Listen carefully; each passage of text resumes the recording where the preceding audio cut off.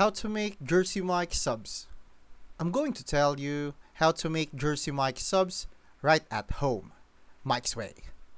Start with the fresh sub rolls, sliced lengthwise. Jersey Mike's uses white or wheat bread, slightly crusty on the outside and soft inside. For the classic cold sub, grab deli meats like ham, provolone, salami, and capicola. Or go with turkey and Swiss if you prefer. Layer the meat and cheese generously. Then comes the signature touch, Mike's way. That's shredded lettuce, thin sliced tomatoes, onions, red wine vinegar, olive oil blend, salt, and oregano.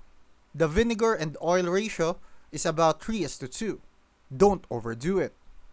Some subs also get a swipe of mayonnaise, banana peppers, or pickles depending on the style.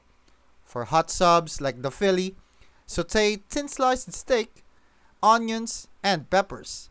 Melt with white American cheese and pile it onto the roll. Wrap it tight in deli paper to lock in the flavor. And that's how you make a Jersey Mike sub at home.